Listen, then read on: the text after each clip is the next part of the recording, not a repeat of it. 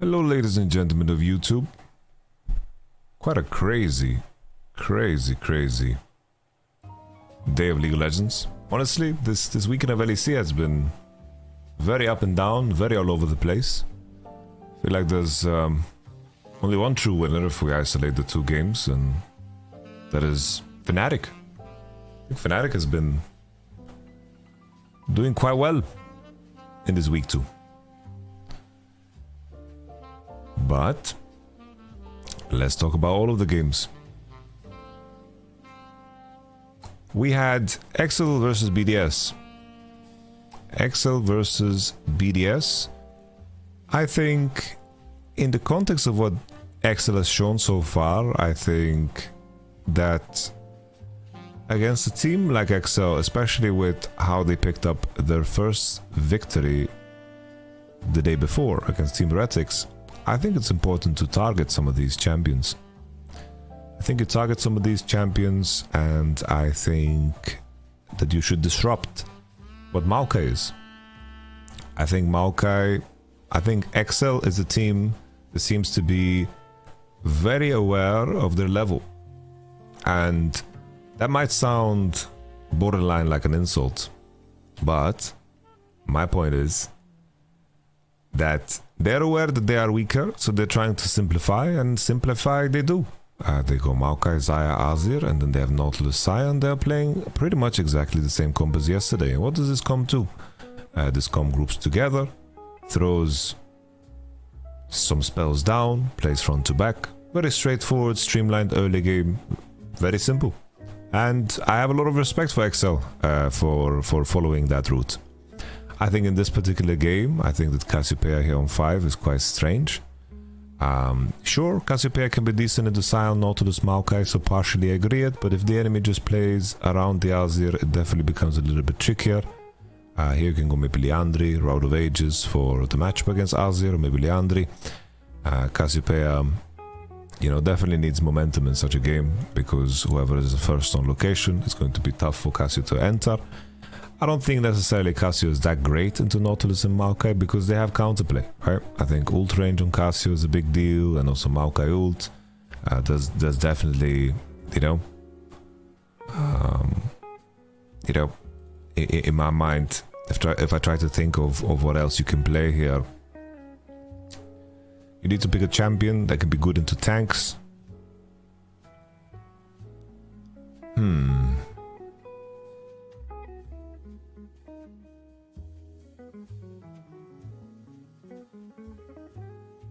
Trying to think of what pick would potentially be better here, but I can't think too well without seeing the champions. Let me just pull them up here on my second monitor while I'm quietly mumbling away. Corki, the little Azir Corki matchup. Nah, Corki seems pretty weak currently. I'm not gonna lie. LeBlanc is not so strong into all of the tanks. Yeah, it's tough because you kind of want a mage, but the mages are not the strongest into Azir, so you just need to kind of pick your poison, and then you need to look at the entirety of your composition. You have Aphelios, Sejuani, Lulu, K'Sante, and the only thing really that fits is a mage, and then maybe you could consider Victor. Yeah, Victor could be something. Anivia, I don't know how easy it is into Azir. Aurelion as well, not the easiest. I think Victor sounds pretty good, honestly. Victor sounds pretty decent. But nevertheless, let's not get too stuck on this. Front to back comp, but the front to back comp, I think that in this particular game, I have to say, this was the best version of Peach and also Limit. And that's really good. I'm happy for them. This has been the best game I saw from Peach. It started from the early game. I liked the plan where they pushed forward for the Raptors. So basically what we see, we see two variants of early game jungling right now. Is either you attack enemy blue and Gromp, because you assume the enemy starts Raptor and pass into bot, or you just attack the Raptors in the first place. And the key thing here for Maokai is that this Q spell does so much damage level 1 that he can outsmite and win against Sejuani. we let this situation play. Piju's Qs to prepare all of the Raptors for his Q, and he just gets a smite. Actually, he didn't even Q smite, he just outsmites Shio, plain and simple. This is very, very good. At first I thought that he's gonna Q them and then play around the next Q, but the cooldown is too long, so that doesn't even work. So Shio just gets kind of outplayed. This is such a big deal because now Sejuani's tempo is poor, and Maokai is level 2, and this is a very, very big deal. We fast forward, and this was something that continued throughout the game, where Maokai, just because Shio is very delayed and did a level 3 gank on to mid, it's very delayed. Maokai is gonna go for the Raptor respawns, and already the conditions of Maokai are beautiful. Shio is going to go for the respawn of golems, but already Maokai is in a very, very good condition where he's ahead. Takes the top crab, and Shio goes for golems. And Maokai already is in a advantageous position. He just continues clearing his camps, his wolves, and you have 40 CS to 28. Very, very well done from Peach. I think additionally, in terms of how the lane played out, there was this moment where they burnt all of Crowny's summoners. I was wondering here if there's a world where Patrick flashes and hits earlier, because this was very, very good all-in timer. And I think maybe in a world where Patrick... Honestly, his E was pretty damn good. His E was pretty damn good. I think this was just a good angle when I look at it. I don't think there's much that you can actually improve, because the ghost is on, so probably you're not going to catch up. And some affiliates even go so far to play Nimbus. I think in this position, see Shio level 4 against Peach level 5. Big gap in power. Azir has all the space in the world to aggress against the Sejuani, because the Sejuani clear is going to be very obvious, because she doesn't have a lot of options. And I think this was a crucial mistake, because I don't think necessarily it's good to dive the Lulu here.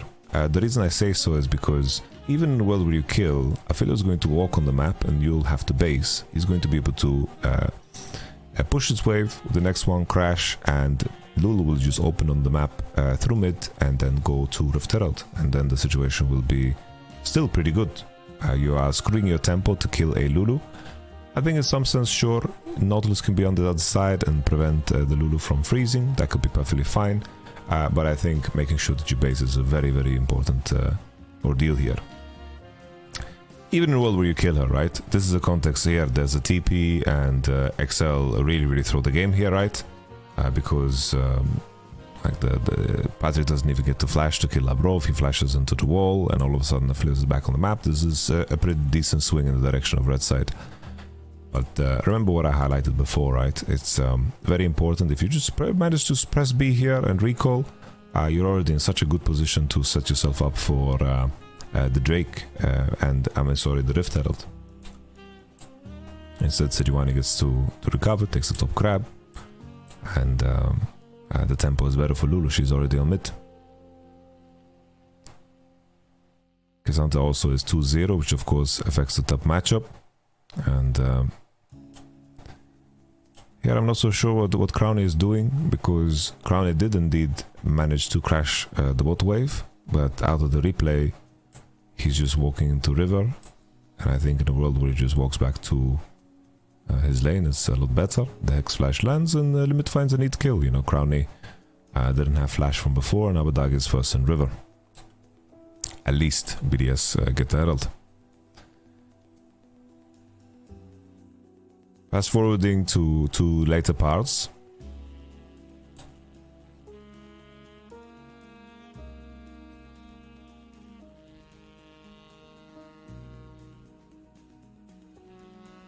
EXO, you know, in their games, I think they do a very good job of just hitting the beats and being there and present for objectives.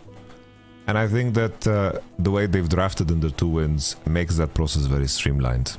So I'm really fond of that. When you're a weaker team and you're fighting for your survival, already XL has picked up enough wins to call the split a success in terms of where our expectations were. So I'm very happy for them. I always like a good underdog story.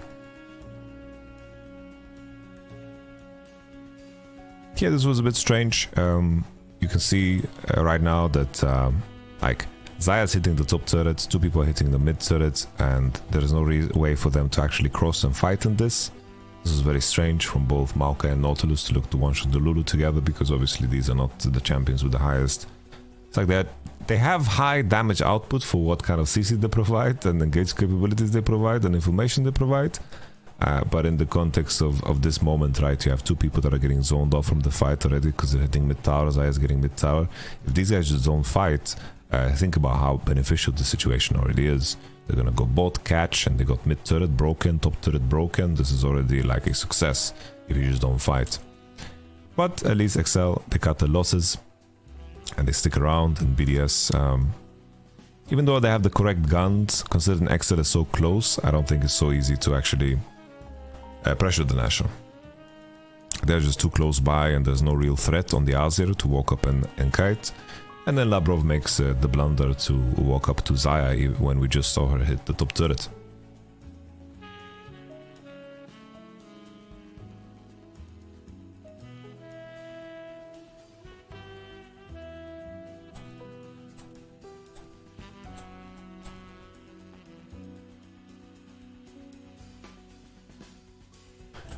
I'm not sure here what piece of information it is that triggers BDS to just force Nash in the moment that they do. Abadage does have TP and is hitting. I think, oh, now I see it. Now on replay I see it, because someone actually used plant. And the plant spotted the ward, so it means they also spotted the plant, because it goes both ways. So they know Azir is on the bot turret, and they know either Nautilus or Maokai is there. I think Nautilus showed on the mid wave. Well, he did, he shows right now. So, this is what triggers them to just start Nash. I think Maokai is going way too deep and way too far to try to secure this Azir that's pushing on side. And I don't think that there's a major benefit to this. This, of course, is a situation BDS just need to play to get out. They'll eventually reach the point where they have to burn summoners to get out of the pit. Maybe Aphelios could have flashed earlier. All things considered, and the position that BDS is in, I think this was probably the best case scenario, because even though Maokai, you know, his idea of securing bottom side got punished in this spot, he's securing bottom side because his mind is only on the 4th Drake. And as we proceed, you know, I said on stream that I thought that this outcome was the best case scenario for BDS, because I don't think there's a world where they actually contest this Drake, regardless if the enemy team chooses to actually set up for it. And the fact that I'm talking about these concepts in a game with XL and them winning, I think that's a massive glow up. What a great weekend here from XL. I'm curious to see their evolution as they, of course, go down a path of enemy actually being aware. I think that the gold star for me in this game, I think that Patrick played very good in the last 2 games that he played. I think Adam went way too far here. Adam had a very mixed performance. Like, Adam played really, really good in some moments, but he also played quite terrible in some moments like this. I've heard some rumblings that Adam went through wisdom tooth surgery, so I think that definitely, you know, should be a part of the conversation, you know, going through wisdom tooth removal and, you know, potentially have a lot of pain, or going through medication, so forth, or antibiotics sometimes, you know, it can definitely affect your performance. So I just wanted to get that out there just for us to keep it in mind. But nevertheless, the game is still in a fantastic position for XL. They have the Ocean Soul, and they have, you know, Azir in good conditions, and you know, Aphelios was behind through the early games. I was in good conditions. Everything is looking fine and dandy for XL.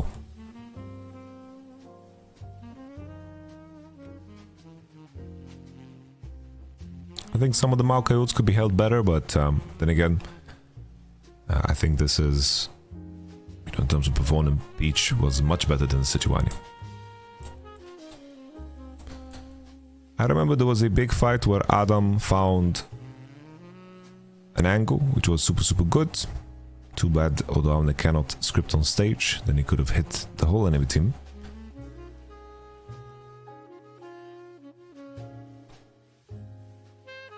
This is the one.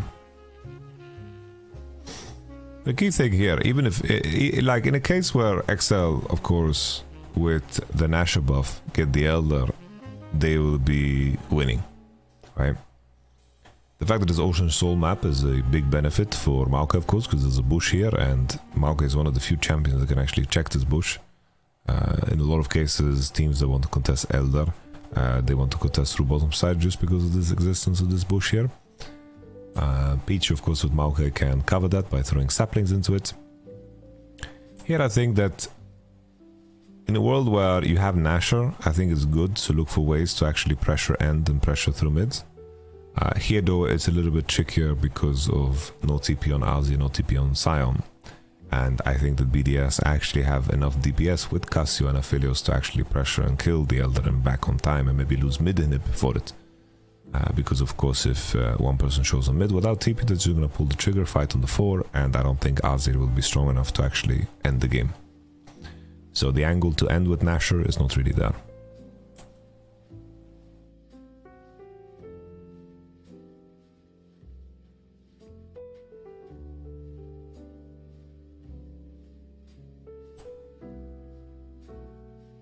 Okay.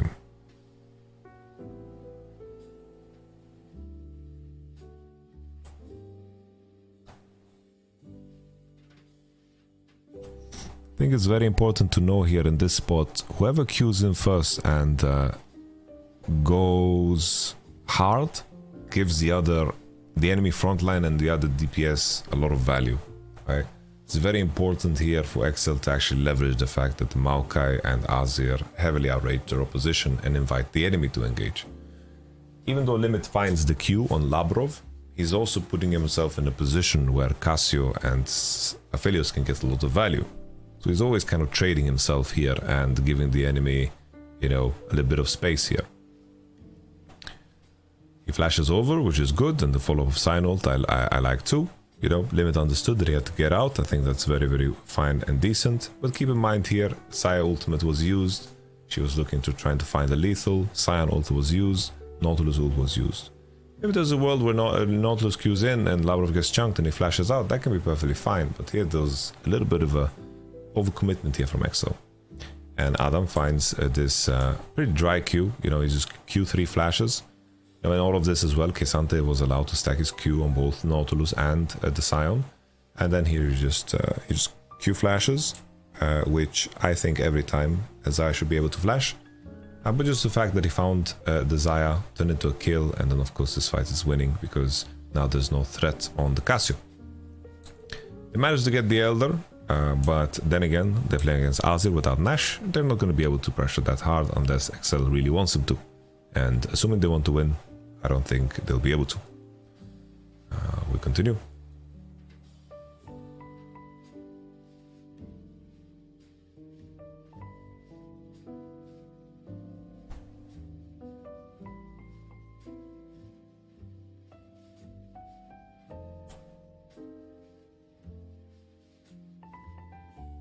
Here I think that we began to see how Nuke's build began to hurt him. I think that he actually just didn't do enough damage. And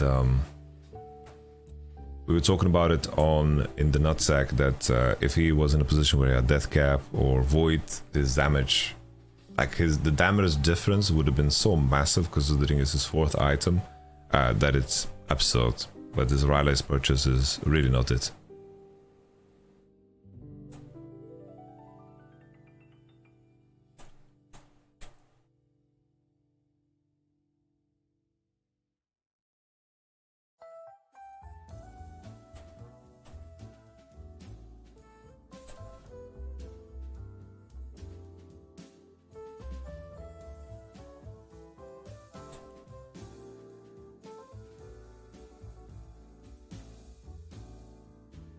Here comes Maokai to save the day. If it wasn't for this steal, honestly, this Aphelios ult would do enough damage Battle cruiser operational. Win the game. So all in all, I have to say, XL, big improvement, big glow up. BDS, very rough. I think they are going through this phase where I don't think they are sure about what to play mid. And I'm surprised that they haven't jumped on the Azer hype train. Because that was the biggest crutch pick they had from before. And the level of accuracy from Crowny and Labrov is also really gone down. And I think that, you know,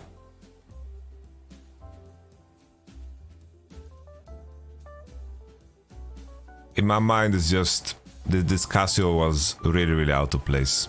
And I think BDS's performance is through and through very reliant on how much pressure Shio can absorb through information control and also how well their bot lane plays. But in this particular game, they lost summoners in isolation, and also Shio was very far put behind through the play on Raptors, where Peach took them and then took them again. And I think that extended the game into a position where Casio couldn't really leverage her Road of Ages timer. And I think that made things very difficult. Yeah, BDS played the exact same champions, but they had Syndra instead of in mid, and they played against very different champions. I just feel like against XL now, what I would target if I play against XL is just to put Peach off of Maokai and just see how well Limit would do if he's playing the range support. Right? I think that's where I would attack XL.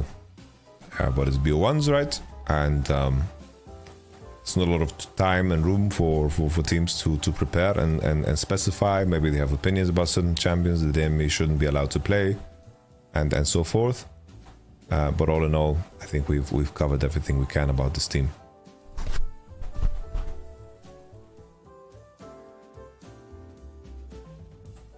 Game number 2. Astralis vs Vitality. Here, I think this is an interesting game because it highlights all of the issues of Astralis and also all of the issues of Vitality. So I was saying on stream, they have to really make the adaptation to first pick Xayah. I think Xayah for Kobe is crucial because it lines up a lot of Jonghyun supports too. I think Xayah really fits the way Kobe likes to play. I went with Viego to just set up a comfort pick because I think whenever our boy 113 drops 4-5, he always finds really bad cocktail picks. I think it's very good for Astralis to drop 4-5 with solo laners because I think that's where they can be the most creative. I was hoping that Irelia goes through and they would just play like Irelia Rumble. I think that it's hard currently in the meta to set up a Yasuo for success, especially in such a game. It's like the enemy showing Nico, Zeri, Lulu. The last time Yasuo, last time he played Yasuo against Nico, it was a lot easier because Nico ran it down level 1 and Renekton ran it down level 1 and the game was over, right? And then the Nico bought Lost Chapter, sold it, minus 300 Gs. It was a tough one. My point is that it's like Astralis as a team, they will have the best chances picking something like this because the experience they have that the other teams don't, creating games that this is true, I think is the only edge that they can get.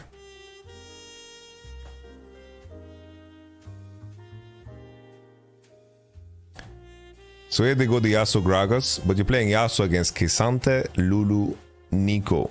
That is very difficult. I am very impressed when anyone can win Yasuo like you win with Yasuo in games like these. You know, it's insanely difficult. A lot of counterplay for the enemy, right? Yasuo ults on Gragas ult. As long as Lulu doesn't get caught, which shouldn't be a thing. Like Lulu should always tether like in her ult range behind the Zeri. Right? It should be very far. But this game definitely was something else. Obviously, if it isn't clear, I think that Vitality's draft is just easy to play. When you're done today, I need about 30 minutes, I don't know, maybe a little bit more. Okay. So we had a very clever pathing from 113, where he just did red into blue, Gromp, to deny the Nocturne, as per usual. You know, he's walking in here, he's all sad. Actually, I believe even Viego did Raptor into blue Gromp. So he stole that away. And now Nocturne is behind. Nocturne starts the Raptors. And this is kind of the punish that all teams are doing. And I think at this point people should war for it because it's happening every game. I think teams should start doing the Ambition clear. And this is the clear that I saw from Ambition back in season 6-7. I believe season 7, yeah. He basically did Raptors on the bot side. This is a common clear now. I just call it Ambition clear. And I think that definitely teams should look to do so more, especially with the Maokais and the weaker junglers, because everyone likes to pressure the blue and Gromp to deny playability around your bot side. We fast forward in this one, you know, things were looking good, things were looking up. They managed to find a couple of kills here and there. Vitality was in a very winning position. Already when something like this happens, when you're playing the composition that Astralis is playing, you kind of feel like it's super hard. They're losing the bot wave. And Nico gets a kill. I mean, Nocturne gets a kill, and there's an assist in Nocturne's pocket.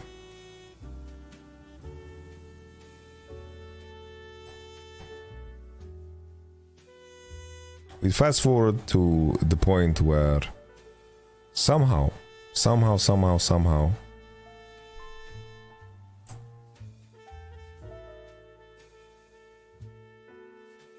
Vitality throw the whole game.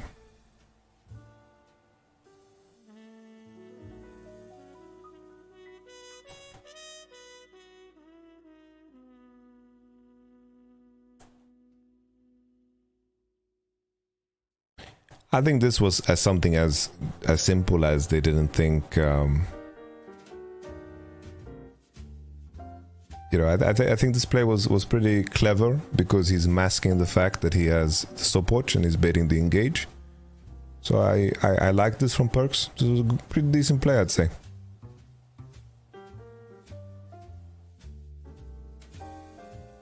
I think how Vitality should play the map is they should try to match K'Sante to Gragas. Nocturne should be in Fog, and they should try to just perma-kill Yasuo on side with, of course, the Nocturne. This, of course, plays out after the fight on mid. They managed to secure the Nasher.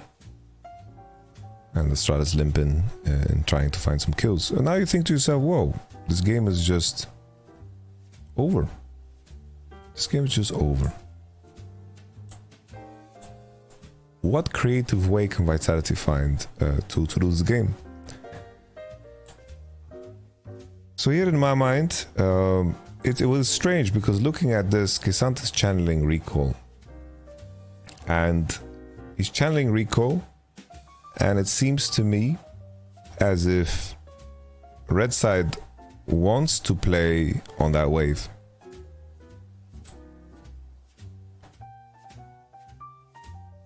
So here Photon starts to recall. And then it looks like red side wants to play on this wave, but they choose not to. But then Photon starts to push his wave, while the enemies, when they are showing on mid wave, so Astralis just choose to make the play on Photon, because he's isolated. So while red side is on the wave in mid, he's also showing on the wave. So Astralis, of course, they cannot contest through mid because they're too late, they're collapsing on Photon. I thought in this position that as the members of Vitality took red now and they want to take this mid wave too, I think that Photon should just buff this wave and wait for the action of the enemy, because he is rather safe because of this ward, right? But instead he just walks on the wave, and it looks like Vitality are saying we're going to be playing top side, and in this moment no one's on the mid wave. Photon goes all in on Yasuo, but Vitality of course are delayed to the play, and Astralis are already collapsing. And if for some godforsaken reason Vitality are not willing to give up their K'Sante, they want to fight here to the death. And this, of course, by no stretch of the imagination is a good fight. The Wind Wall lands on upset, and Nico's arriving when this fight is already over. And for some reason, Vitality, just all of them, they want to die together for some reason. What a big swing of gold this was. It is simply. It's a disaster, mate. There's no other words to say.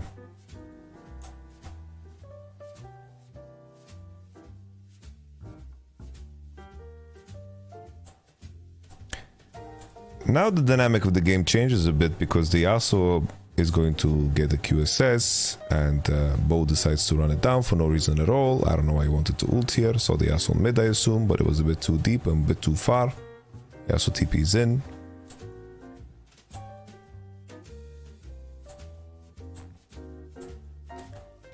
As the rest of the game plays out, I feel like the idea of Vitality not winning is slowly dawning on them, and I think the stress and the pressure of thinking that you can lose this game is beginning to show. But you can see, if you just look at aesthetically how it seems, even though from a gold point of view the difference here isn't that large, it's more about the concentrated gold and seeing what items that have been finished. So you have three items, while Nico and Zeri, the carries of red side, are sitting on components.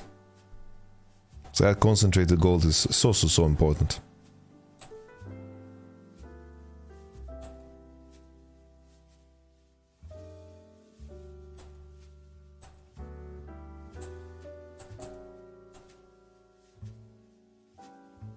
I think when Astralis has been ahead in previous splits, they've been good to leverage their advantage. I think that they are very item aware and they understand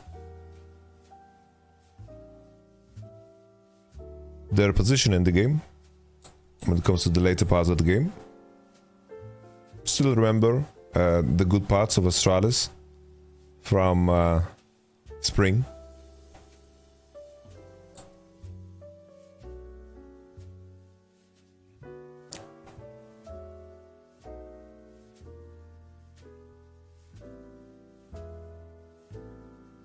Here, strategists need to buff up the wave. For some reason, Gragas decides to group. So this is the type of macro that doesn't make sense to me, right? So it's like Vitality are sending 5 bot, and Gragas can hit mid for free. My mind tells me, oh, Vitality over-indexed on defending. Why aren't they sending someone into mid? But instead, the opposite is happening. Gragas is the one that is connecting with his team. Why on earth are you looking to actively siege when in a world where the enemy hard engages on you with Nocturne and this composition is not going to really happen? They will just straight up lose because the value of Xayah is going to be too high. So why isn't Finn just taking mid? I'm not sure. The better question might be here, Kobe. You know, why doesn't... I think here Perks is woken up. You don't see the ultimate. You have to, of course, play with the ranges, and Perks did a good flash R. I think Perks had a pretty decent game, honestly. Like, I think Perks, sure, he had a very bad game yesterday, and some of the LeBlanc games were kind of terrible. But I think this was probably the best game from Perks we saw all split, even though that they lost. They haven't won many, so we have to take what we get, you know? I think that Perks had some pretty decent plays. At least, Kobe didn't burn sums. Walking into the deciding fight of the game.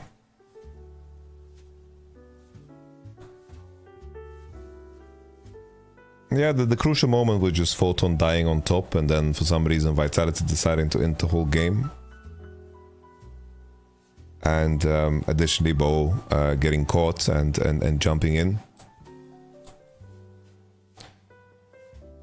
No, Nico ult is going to be visible next patch. there's going to be a 0.5 second, like if you ult as somebody else, it's going to reveal Nico a 0.5 second before, which is a good change. Here as well, it's like here Vitality, they take the wave and they are not ready and willing to take the space. They're seeing two people. If you're not willing to enter into this area, you've kind of accepted that you've lost the game. So this is kind of weird, you know? They're so scared to cross, and now they're crossing when 3 people cross here. It's just a very, very awkward setup here for Vitality, and now they're too afraid to even step in. They can blue trinket and spot people, and they could just walk in. I don't know why they're so scared, you know? And then Bo finally ults in, but it's just way too late, and the enemy has an Ocean Soul. And then the biggest Woody Fruity of the day happens, boom. And Finn delivers. Upset dies. And the game is over. Vitality, Vitality, Vitality. All I can say is it's getting to that point where it's just done. Ooh. Especially with the XL. The XL win. XL won a game today. You know, XL, everyone assuming they're gonna go 0-9, you know, it's like, you know, these guys were giving people freebies, but now XL is on 2 wins. Jesus Christ.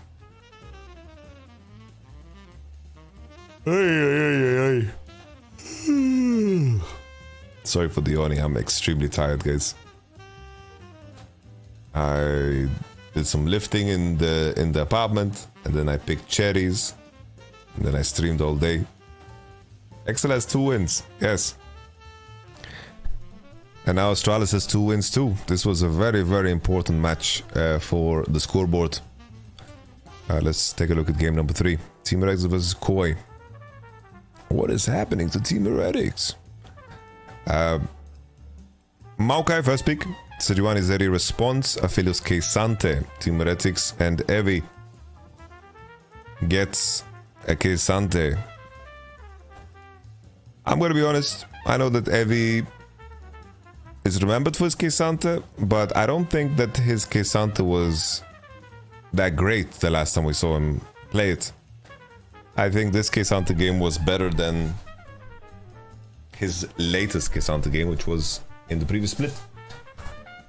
So Koi decided to go for a Tristana, just a Tristana straight up blind with Jason Syndra banned. They picked Tristana themselves because they want to deny the AD mid with Maokai or something.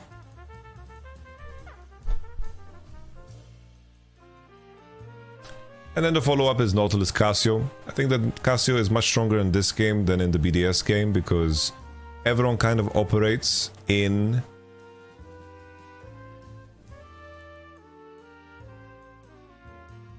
her sphere of influence. If you think about the ranges Gwen operates in, Zeri, Tristana, for the most part of the game, Cassio has an easier time dealing with these ranges. Gwen gets picked on 5. So in my mind here, right, Gwen is turbo value. If Koi can scale in this game, then definitely in my mind they're gonna outscale blue side. They have so many scaling components to their comp, and a big part of how things are gonna go is just the early game. I think if Team Heretics keep a steady pace in this game and they secure first Drake, as they should be able to, and then second Drake Rift Herald, I think that you convert that into a 24-minute soul, and you should be able to win, because a lot of these champions scale spike super hard on 2 items, 1 core. After 3 items, these champions become too strong. So Team Heretics need to play a very, very clean game in order to make this all the way. Let's take a look at this game as I'm yawning and chilling.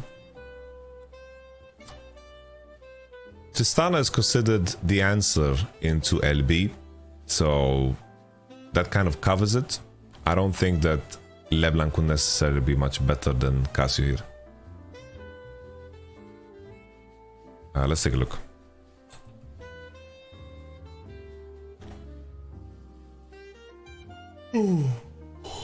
Forgive me for my own.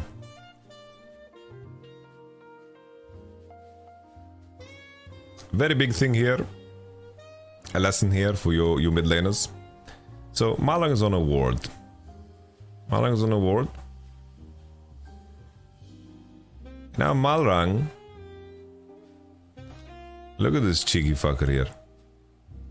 He goes around the world. Look at him. Look at him go. He goes all around the world. Dodges the ward. The ward runs out in river 2. And Cassio thinks, no way in hell am I gonna get ganked from topside because I just saw Sejuani leave. And you know what Malrang said in this moment? You know what Malrang said in this moment, guys?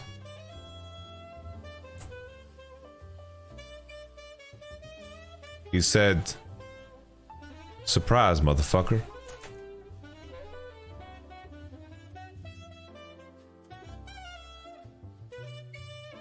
And they get a kill. And this is a really big deal, guys. Really big deal for the matchup. A really big deal. Big fat kill. But Malrang giveth and Malrang taketh. Here, Flacket and Mersa just open through mid and they spot Sejuani on a ward, so they just cross up because the bot lane wave is even.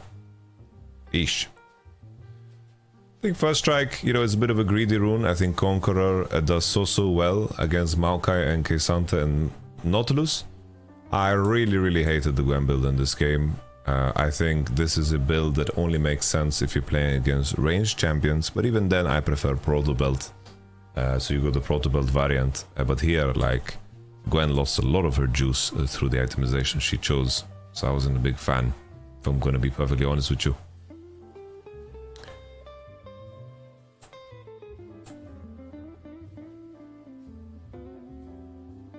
So already now, right, the fact that Koi managed to secure the first Drake is a very big deal for what their composition is. If we take a look at this fight that happened at Drake, right, this potential fight that happened at Drake. Here, Tristana's walking into this fight as level 6.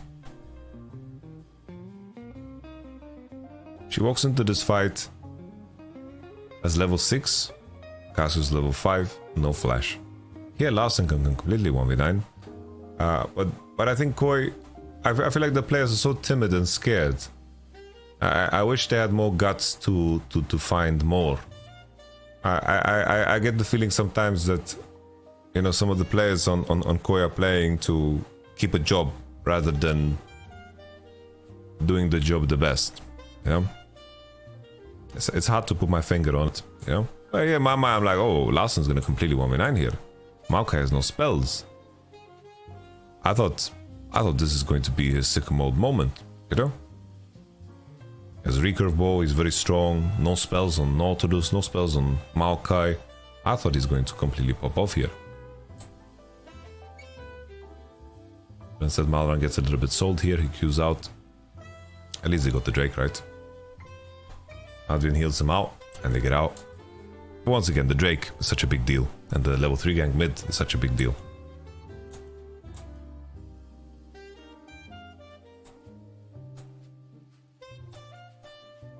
At this point, if I think of Tristana mid, I think of Chovy. That's where my mind goes.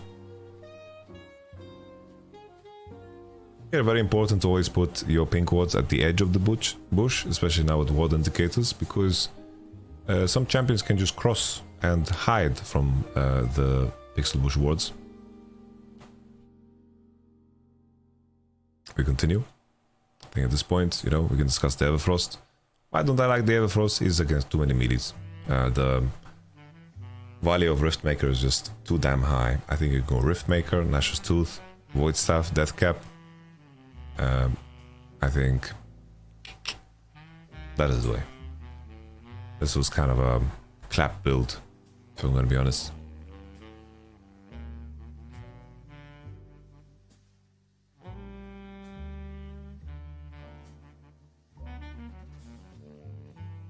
I think this was a well-played situation sequence from Koi. It's like they should be posturing, angling forward, I think that they should look more actively to fight in this particular spot. Maybe they're not aware of Kisante's TP, but I think these moments where you have a swing timer from both your Tristana and Gwen when the enemy team is catching on side, it's very important to push aggressively. I understand to some degree why you don't do it, because of course in the back of your mind you don't have schedules and so forth, but maybe they could have done more and contested more and invite the enemy to fight them because they have Tristana and Gwen collapsing.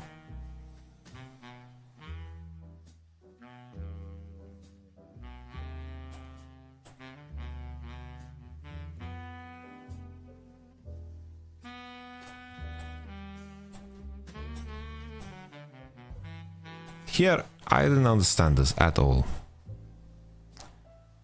I really couldn't understand this. Why are we doing two-man Nash?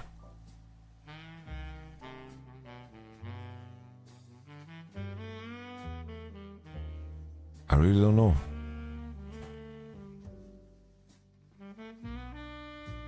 So the enemy wins. So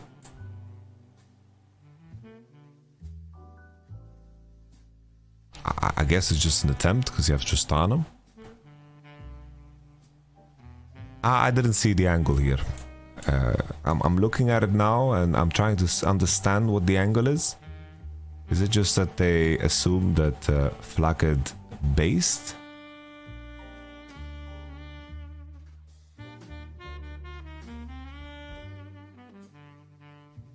Oh, it's...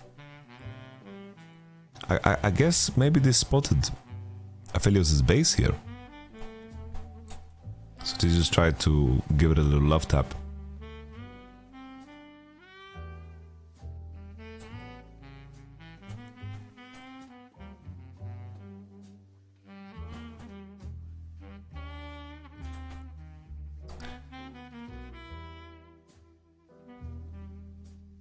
Because they practically leashed the Nash for the enemy team.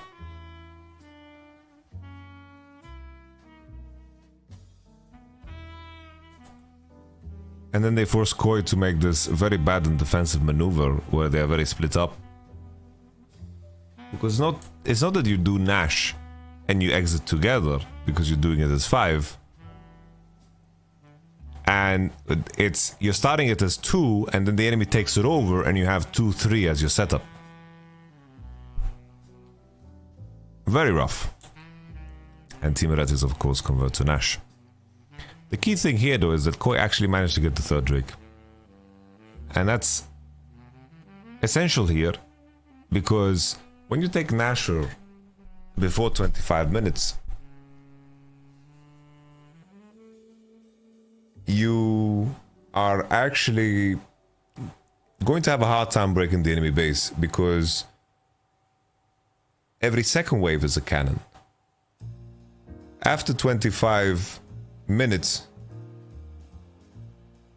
you have a cannon every wave. And that makes a big difference because if you stack 2 waves, it means you stack 2 cannons. We know how OP cannons are when you have Nash, right? They shoot from so far away. Very frustrating when you're defending against Nash, but very fun if you have Nash. We continue. Team Heretics now have Nasher. Let's see if they can break the base. Barely so. They still have the mid tier 1 alive. Kisante is pushing on bot. At least they're splitting well enough. Marlon is spotted on this ult, and you know, Evi is just making sure that this wave is buffed. Tristana jumps and they cover mid and they push her forward because they have information on Tristana. Basically, it's every 3rd wave, but at I believe 15 minutes, it's every 2nd wave.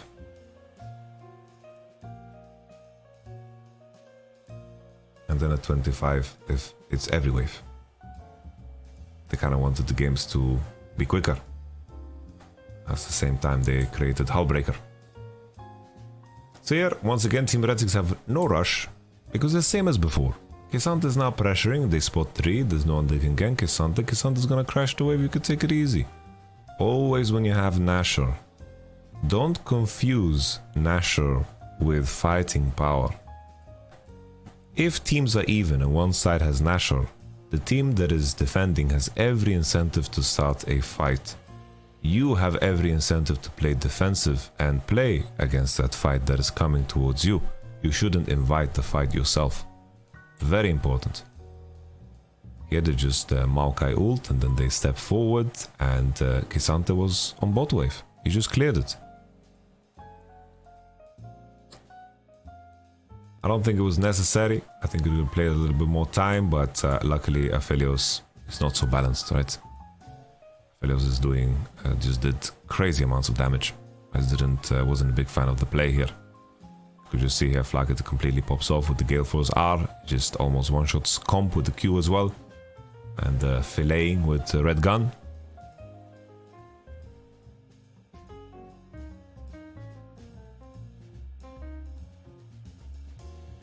They changed it, Insomniac. They changed it, I believe, in... I don't know exactly which season they did it, but it's in one of the more recent seasons, Insomniac. I can show you...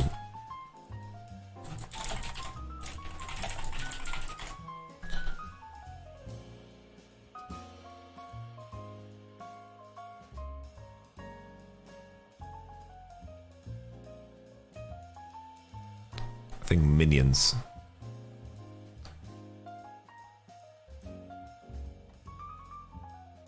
Here we go. For the first 15 minutes, one spawns every 3 waves. After 15-minute mark, one spawns every 2 waves. After 25-minute mark, one spawns every wave. I'm gonna check if there's patch notes.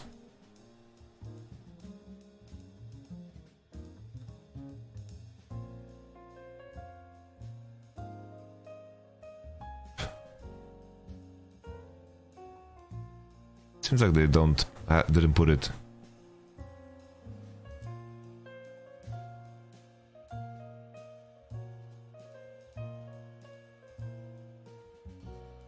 Yeah, I don't know which year it is. I don't know if this even has that information. But it's been like that for some time.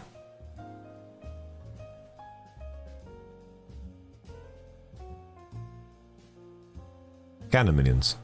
Time threshold to spawn every 2 waves reduced to 15 minutes from 20. Time threshold to spawn every wave reduced to 25 minutes from 35. There we go. This was Season 8. There we go.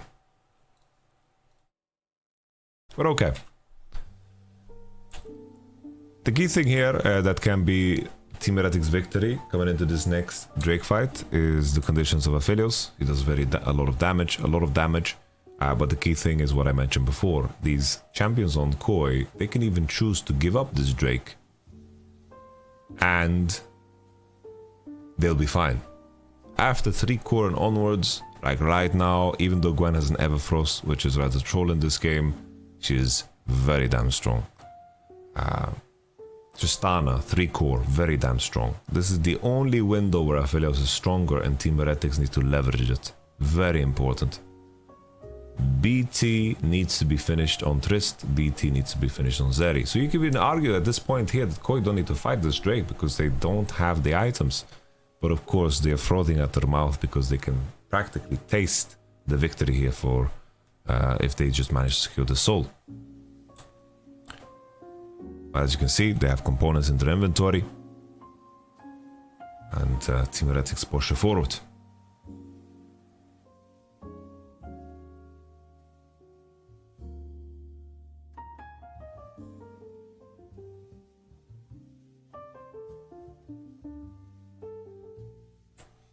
I think here in this moment, right? A very important thing, right? As an AD carry, like here I understand to some degree because he doesn't have cleanse, that he has an additional level of fear. But as silly as it may sound, the best AD carries in the game are the AD carries that know how to trigger and force a fight. They really need to be able to leverage their mobilities and the summoner spells to force an additional a good fight. Because as crazy it might sound to you guys here in the chat, Nautilus should never be the one engaging. Aphelios needs to engage. Like Aphelios needs to push forward and trade hits. And when the enemy tries to pressure him with the schedule or whatever, this is where Team Retis need to react. But FNATIC needs to push the forward. There's a very big difference between good AD carries and great AD carries. And it's very, very evident right now. If you look at the world of the best AD carries, they are psychopaths. If you think of Elk, Ruler, these two AD carries, how often are they the ones gunning and firing at the front line? Because they are leveraging everything from their kit. Currently in Europe, Noah is that guy. Jackie Love, maybe sometimes too extreme. Karzi to some level, right? But also sometimes too extreme. Very often too extreme. But yeah, I think FNATIC needs to push forward and really, really fight back, you know? Leverage that he has BT, leverage that he has fucking Gale Force. Really, really push it forward.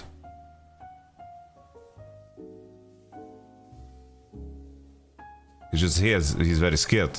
But here, when Mercer queues in, he gives value, right?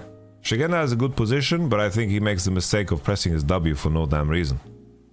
He uses his R pretty poorly too, his Q pretty poorly too. Shigena just kind of griefs this fight. I just get teleported, just like that. But here they get the target to hit. Like FNATIC is just out of range for no reason. Like FNATIC is not playing this fight good. He has to play this fight really good. But here, Koi are just hitting with their 280 carries while FNATIC is doing nothing. You know? FNATIC didn't do anything this fight yet.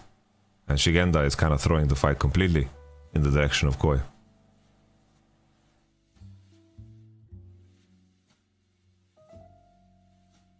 I don't understand. If FNATIC engages, wouldn't he just be one-shot by Trist? How does he get one-shot by Trist? How does that even make sense?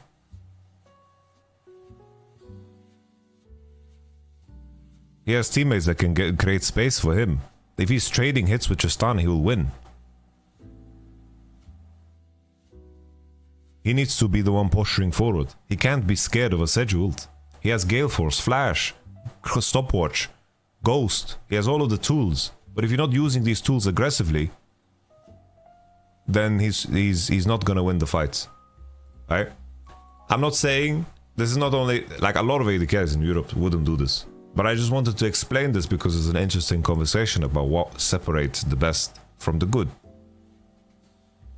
Here he needs to fucking push her. He needs to see that he has BT advantage and look to fucking trade hits. Because if Nautilus queues in, he will fucking die.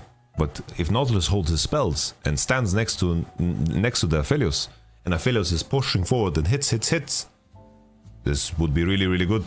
And if they're trading back with him, that's where you snap the finger and go, right? But Aphelios played far too defensively here, but Shigenda played very, very bad this fight. Completely through it. This is what I was talking about, right? This window now looks a lot better for red side. BT, and now they're matched on the curve of Aphelios. But they could have just given up that Drake flat and be happy with it, right? Alright, well, we continue. I digress.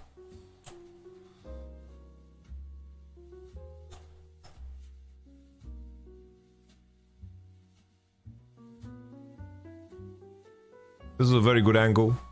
I think Shigenda comes from a very good position here. They read the situation well. It's like this is very awkward from Team Heretics. I'm not really sure what they are thinking.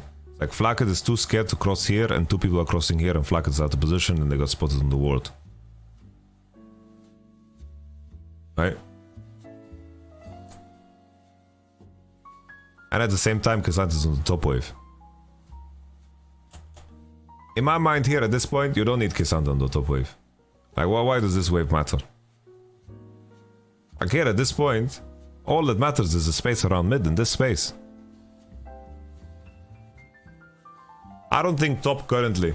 In what the meta is currently, I think that BB is really good. I think BB is very serviceable. I think BB is a very strong player. And I think in the context of the current meta does well.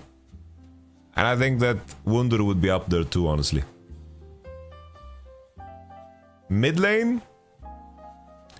I think mid lane, no one in Europe plays like Annie well. No, it's like the Nico play is suffering too. LeBlanc play is fucking suffering too. Oscarini looks amazing. No, I wouldn't say so. Today he looked good but nervous, you know? It's like Oscarini shows a lot of good things, but then he's nervous. And then he's showing a lot of shit things too. But we will get to the FNATIC game later, right? I feel like Oscarini, I would say he has great potential. That's how I would say Oscarini. Great potential. But yeah, why is Kisante on this wave? Like, what does it give to push this wave? What on earth is this?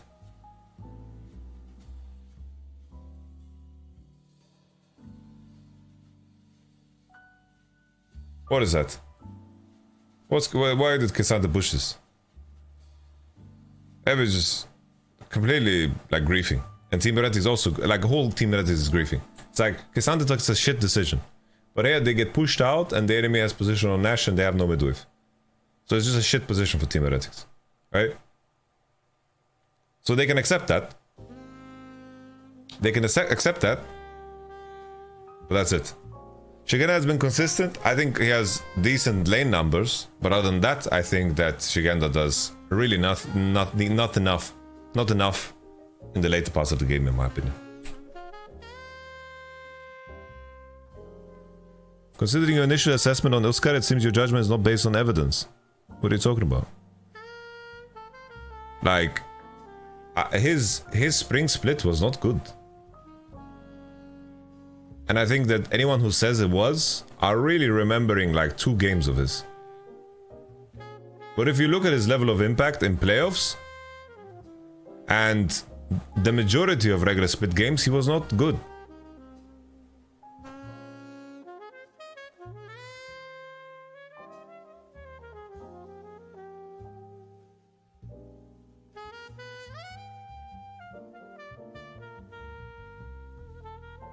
So, miss me with that bullshit, mate.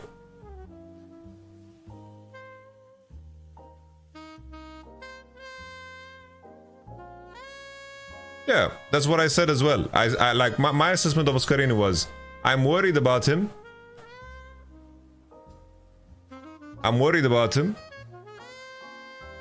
I didn't think his spring was good, but I can give him a pass based off of the fact that it was 1 split. That has been my assessment of Oscarini, and I have been very, very consistent in that.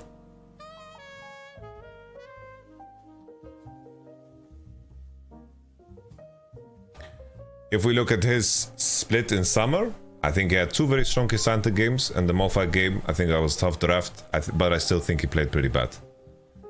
I think in yesterday's game, what was the yesterday's game? I'm trying to remember.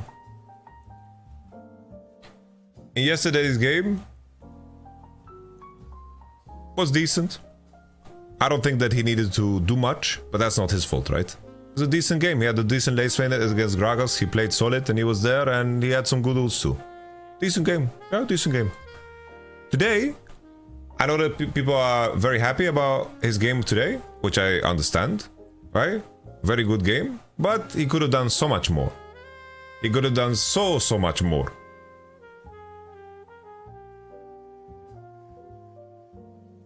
Noma or Roma, you didn't express an opinion.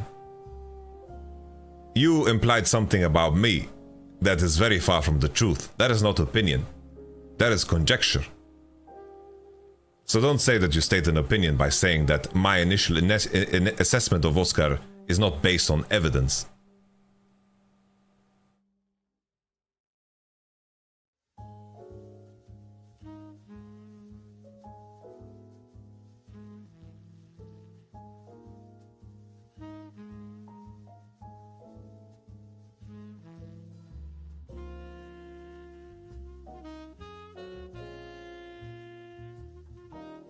Climate neutral. Wait, I wasn't talking about the initial assessment, but you said, considering your initial assessment.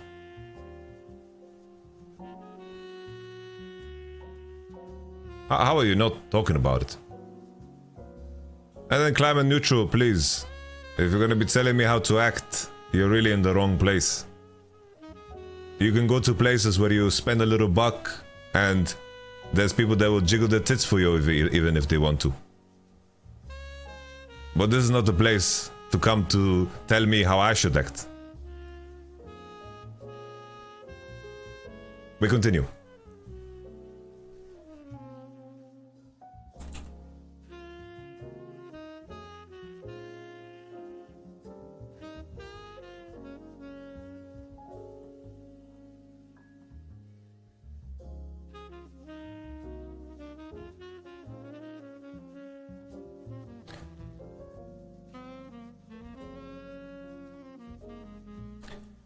The following Drake was a little bit absurd. I think the stoppage was very massive here on the TP flank that they tried to create. I don't know why Mercer flashed over this wall. Obviously it's not a good play. And then we continue.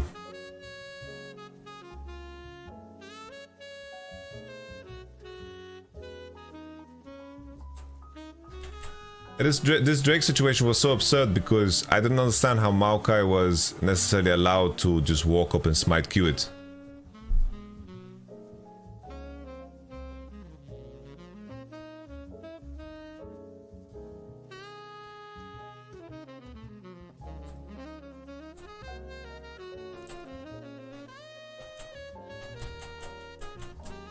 Trying to remember when did this Maokai play happen?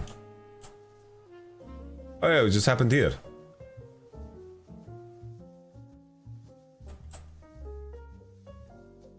I don't understand what planet the uncle can just walk in like this. It's all good. If I wouldn't respect your view in the game, I wouldn't be here. No offense. Sorry if my comment was seen like that. It wasn't my intention. No, I don't pay attention too much whether you respect me or not, but I just like I try to make sure that it's like we have a very decent sized community here, right? And what I appreciate about my stream a lot more than other streams is the fact that the regulars that keep showing up here, you know, they are very, very consistent, and there is a certain tone that I would like to set in order to promote conversation, because I want to have conversations with the chat. In order for me to achieve that, I need to call out bullshit when I see it. I don't do the thing where I ban people, right? I don't snipe ban people because I like to give people the benefit of the doubt. And as you apologize, that's perfectly fine. I appreciate that. But if someone mentions something, sure, people can say I get one guy and so forth. That's okay. But sometimes that one guy, you know, starts a domino effect, you know? So I'm giving certain people a certain level of attention because I'm hoping for more and to foster something very specific within the community. So I appreciate all of you. Yeah, I didn't understand why this Maokai is allowed to walk like this. They have a ward on Pixel. Why are they not even considering that they can fight to end the game? Why are they not fighting to end the game here? Like, Mercer's dead, you know? Why are they not fighting to end the game, you know?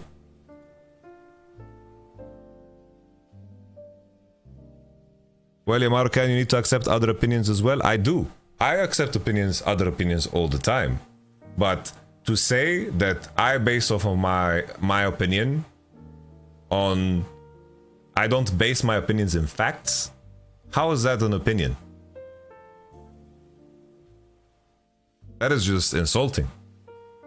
You literally have footage of me online of watching every single game, doing a rundown of every single game of every damn game that was played in this LEC season. There's not a single game I missed, and there's not a single game I did a rundown of, and I did also assessments at the end of the split.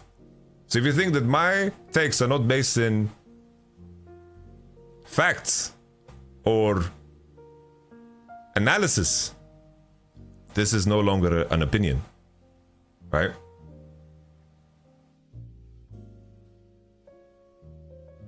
You can't say the sky is black and then when I say clearly it's not, I have my own eyes, you know, say, well, it's my opinion. You can say that my opinion is wrong and bring a different one. That's perfectly fine. I don't mind that at all.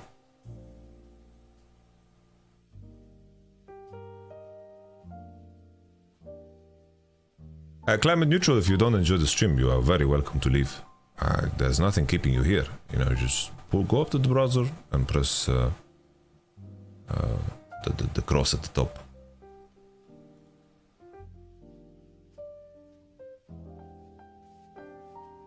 Okay, so definitely here, as Maokai walking up, he needs to be hit. They need to look for the fight, right? They need to look for the fight. They still have Nash and the enemy doesn't have Soul, but, you know, in a different scenario, this could have been, you know, very terrible.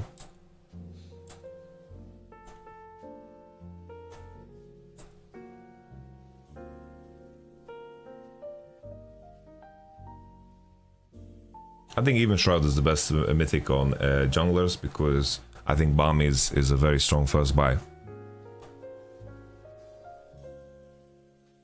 I think the level of competition in LCK LPL has been wonderful.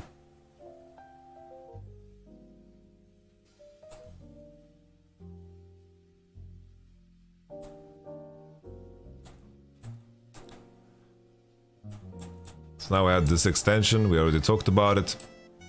Thank you very much, Danger Him.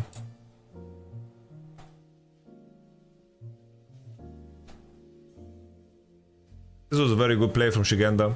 You know, now when I think about it, it's like, I think that a part of me didn't like Shigenda's play a lot because of his Everfrost build, but looking back at the game now, I do actually think that he had some actually really good moments. It's just that he entered at the one of those Drake fights, and his build is kind of trash. He did have some good moments in this game, honestly.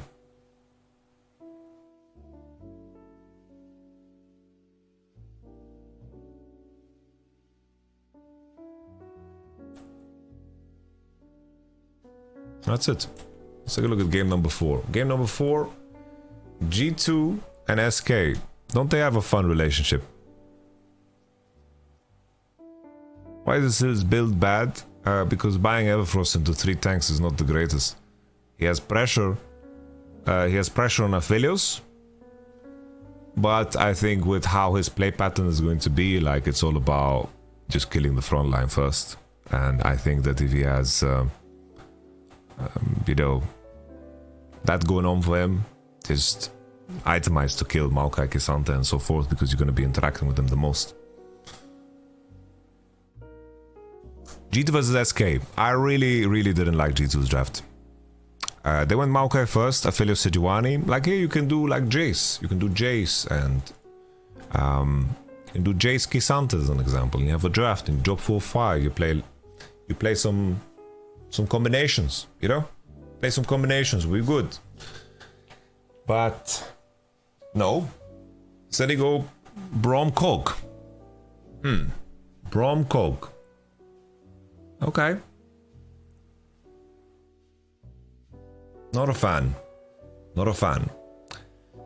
Because Braum Cog followed by Lulu on 3, it's like Lulu is very good into Braum. It's just a very horrendous matchup, and Aphelios Lulu is going to scale super well in the game. It's definitely a who let them cook moment. Let me pay out the points for predictions. I'll complete the prediction. Sorry, guys. SK followed by Jace Tristana ban, naturally, because the enemy is showing Maokai, and then the question is like, oh, what are they actually going to pick?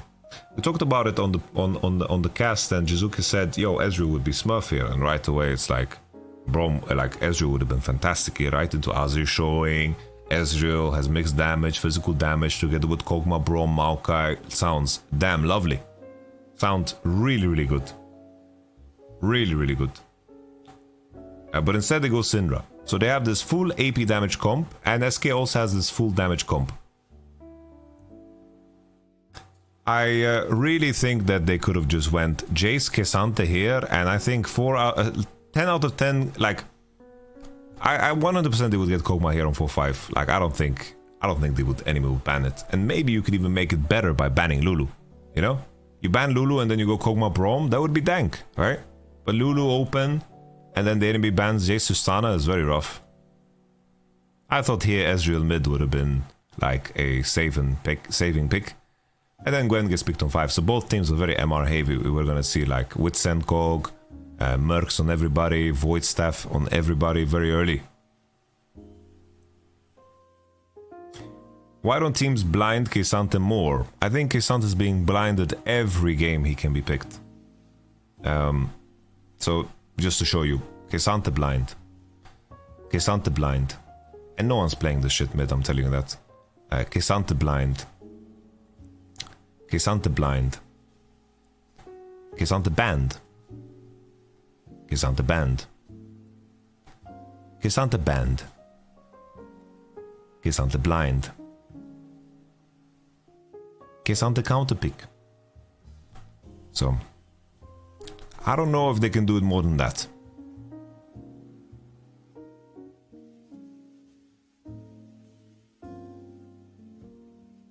Alright, so looking at the game, you know, G2 had a very clever strat here in the early game that I want to highlight, where basically they had a ward on red and Syndra just straight up kidnapped the red buff. And this delayed Sejuani is so damn hard, because basically I think Markoon made the adaptation to start red in case he gets invaded on the Raptors against Maokai, but here Syndra just took it. Yeah, Syndra just took it. She took it and threw the red. You see, Markoon didn't even start as red yet. And now, Maokai started blue. That was the whole plan.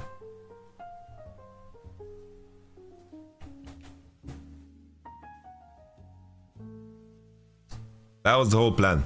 So now Maokai is doing wolves, and now he's looking for, of course, clearing the Grumpy too. And Markoon smite, so he has no smite. And the advantage here, of course, is that Yike has smite for this Grump. But I think that Yike maybe imagined that Markoko is going to do Raptors or something coming down here. But this is where the fun begins. So this is very bad for Aphelios Lulu to stack 2 waves, crash them, and let Kog'Maw Braum stack a wave. I also didn't highlight the itemization. It's like, coming into this game, G2 decided, yo, we're not going to buy a single Doran's items, and we're going to have a good time. So we have the Sapphire Star Crystal, which is a classic crystal start with Lost Chapter. Someone in the chat mentioned to me, this is not something I was aware of, but apparently Jackie Love and Viper, when they play Kog'Maw, they start Dagger and they go 4 potions. So that's very dank. That's kind of a tech. You know, you get 1 extra potion and you have attack speed, and you can pivot your build into Berserker Greaves or Rage Knife, right? So that's pretty cool. I like that. I think that's pretty cool. And then you have the Ruby Crystal start on top for K'Sante, you know?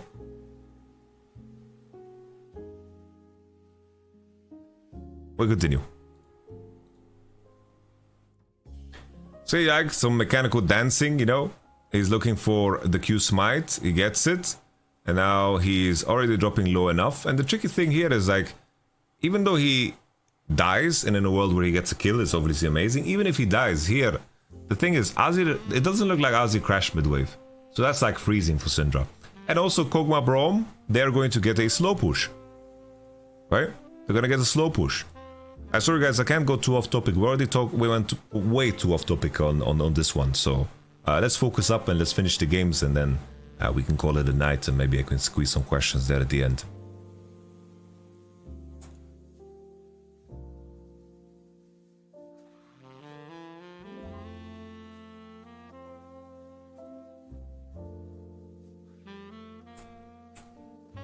So already here, Kog'Maw Braum is stacking a wave against Aphelios Lulu. Even though Maokai died, he's still pretty decently ahead, has more camps to clear, and Kog'Maw Braum is going to get a base. Caps is also in good position, and that is all, you know? Instead, we have the situation where G2 is looking for a dive, which I think was Giga Troll. I don't know why the fuck they look for this dive. Aphelios has cleanse. If Kog'Maw Braum just base here, they are so happy. So happy. If Maokai can just clear his camps, so happy. But instead we have this.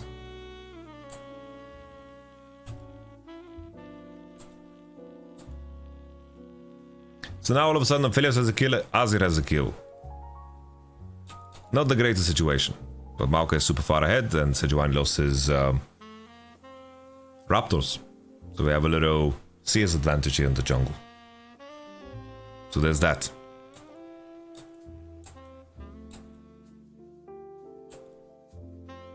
We fast forward.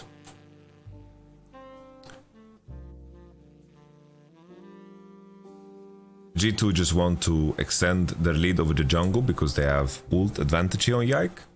But the W was a little bit too much. A little bit too much.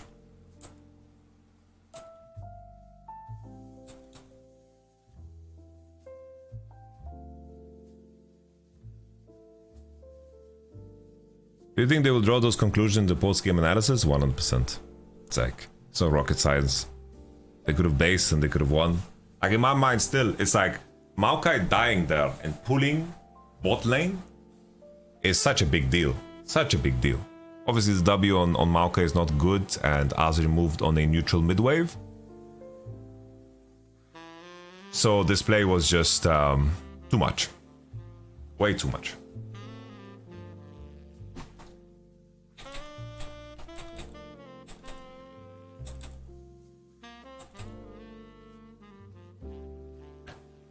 So now you have this situation where blue side is a heavy magic damage draft and they are quite behind in the game.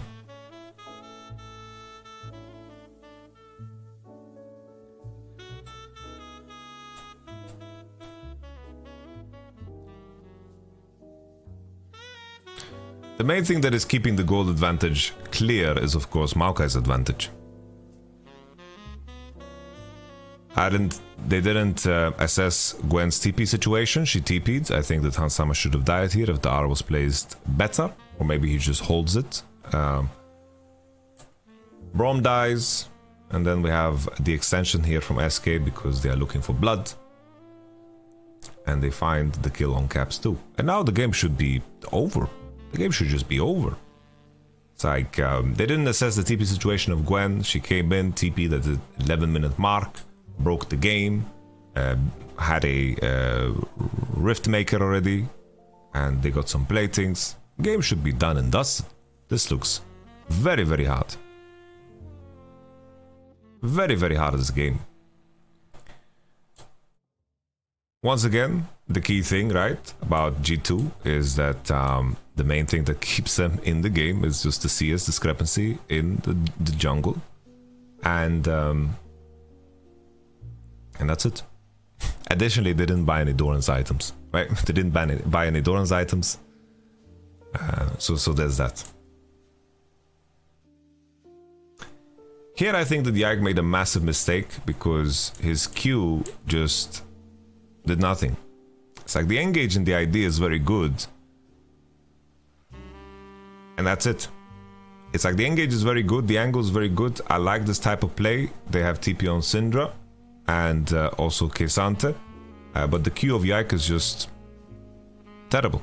Are Doran's items so bad at the moment? No, but I'm just highlighting them because it matters for the gold comparison, right? They didn't spend items on early laning items.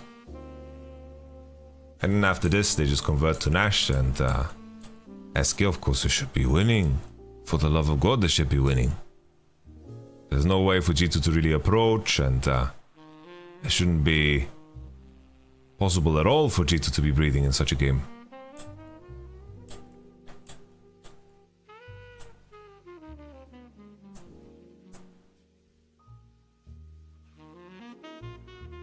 But as I said, we have moments like this. Second shutdown.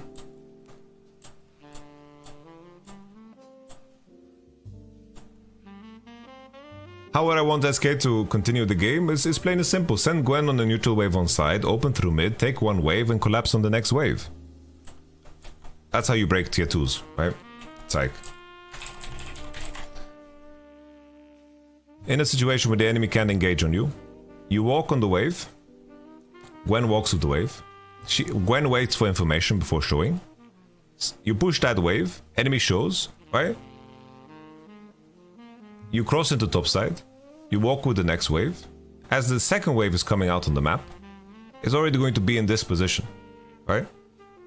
So if the enemy opens through mid there, it doesn't matter because you're already sieging the turret. So if the enemy walks down mid there, you're going to be quicker and you can undermine them.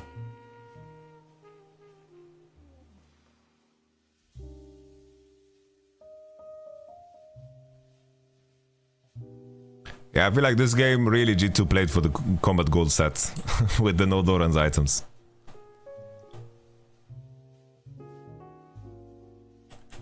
Instead, if we look at the macro here of SK, what are they doing? They're sieging mid and they're sieging top at the same time.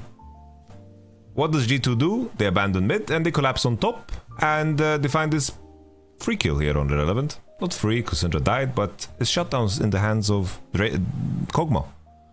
And the key thing is, it's like the most important thing that you need for a comeback is the damage to punish mistakes.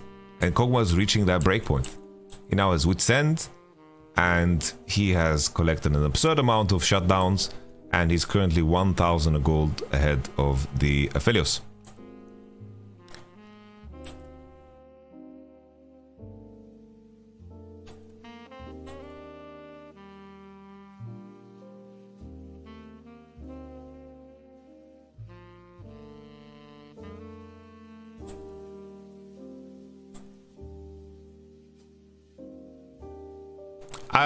I don't really feel like this is a game that would make me think bad about G2. Like they tried to pick Kog'Maw Braum and they did like a Syndra tech, they did item tech, and they tried to pressure enemy jungle because Syndra was so far behind and they overreached, and then their draft was quite weak. It's a B1. It's like, I'm not gonna say, oh, G2 is trash now because they lost. Like they played this game not so well. I think people are kind of overreacting, you know?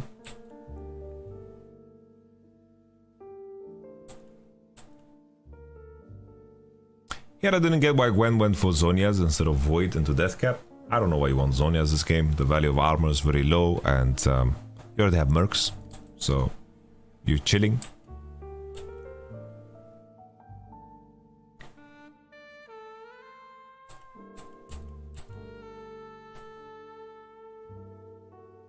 This TP was just horrible, obviously. Game losing TP. Not much else to say. It's just a game losing TP. And SK decide we take Drake for Ashe. And that's okay as long as there's no soul. Oh, I went too far.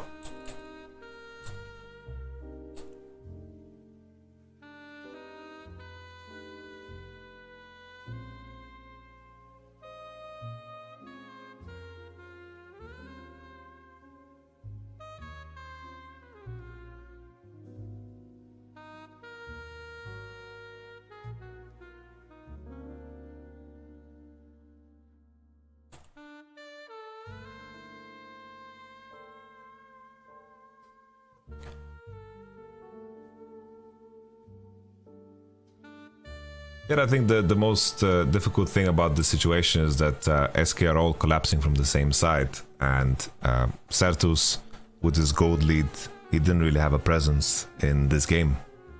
Shadow Flame on Gwen, good. In general, it can be good, but it's more related to the itemization of everything, right? Like if you want to set up for such a fight, it's like you need to be a lot more decisive and entering the space when it matters. Right? For example, here Gwen is here, right? Like you need to make some shit happen right now, you know? Like here, like Gwen can dash and hit and W and create space, and then Azir has space. Like this type of spatial awareness is something that is not common in EU. It's like if Irrelevant starts hitting and trading with K'Sante right in this spot, and then presses W when Kog'Maw starts hitting, the amount of space he buys for Azir and extra kick to push forward is so massive. Because the position right now from SK is good.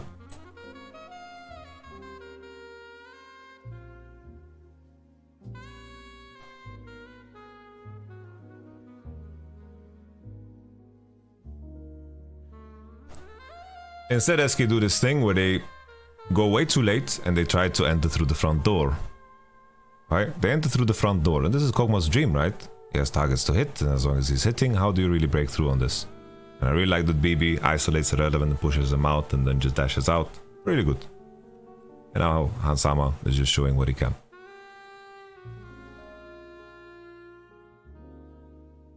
Now I think we got to the point where G2's macro is just superior and they are dominating, and this is where they end. That's it.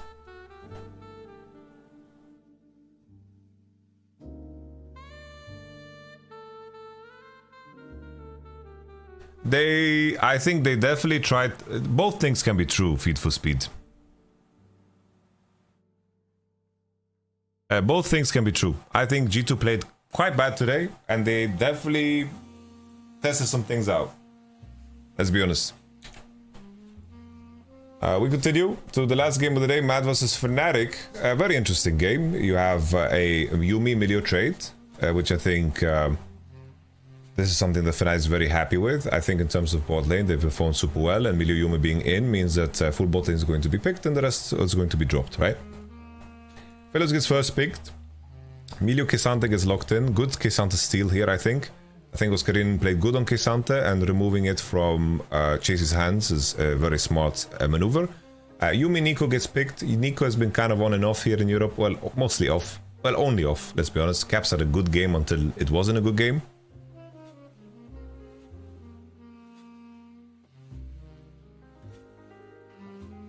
And then Xayah. Why are people acting like G2 lost? They won today. It's like, it's not that deep. They played bad and they tried new things, for sure. If you think this is standard G2, then, you know, I have a, you know, bridge in Brooklyn to sell to you. Xayah gets picked together with Milio as a combination we've seen plenty of times, can really leverage the Milio passive well, I feel, with Xayah because of the attack speed of W and the spells. And then we have Nocturne Wukong getting banned out, Ari Syndra, and then plain and simple Sejuani and Maokai make it all the way through. Here they pick Sejuani over Maokai, which is interesting. You know, Jason to K'Sante is not... We don't see a lot of Jaces nowadays, right? We don't see a lot of Jaces nowadays. I thought that when they locked Jace, my instinct was, ooh. I thought in this moment here, with Jace lock in, I thought maybe they're gonna show Nico jungle. We saw that once and it was pretty damn good. I'm kind of wishing to see it more. Sejuani gets picked and they get Maokai on 5. So Maokai Orianna is a mid-jungle combo that doesn't care too much. Like if you buy Mercs against Orianna, she doesn't mind so much. She really doesn't have a problem with that. She's a mage, and she doesn't have a kit that is heavily affected by tenacity. Right?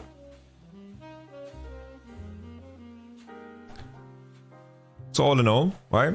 Everything kind of comes down to if Orianna is going to get to the point where she is stronger than Nico, and also if Jace can survive the K'Sante lane. Xayah versus Milio should be explosive, but I feel like both of them should be able to come out of it unscathed. I like that FNATIC did the thing where they just targeted the favorite champs of the enemy. You know, Gragas, Vi, Lucian. And they let some of the OPs open, and they tested the waters. I think B1's is an interesting tactic to do. Looking at the game,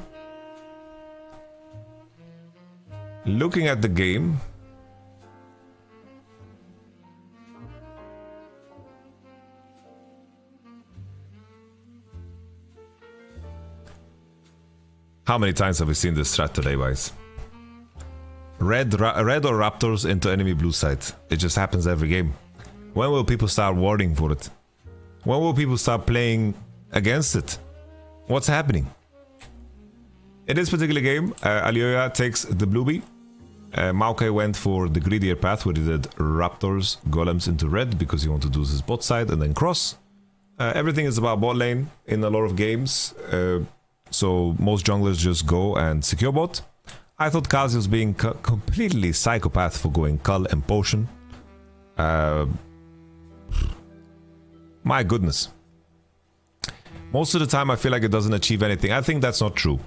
I think that we saw junglers being super fucking far behind today, and it really impacted things. We saw the Sejuani in the previous game being completely fucked in the game. It's a continuous snowball if you have the priority to actually keep invading camps.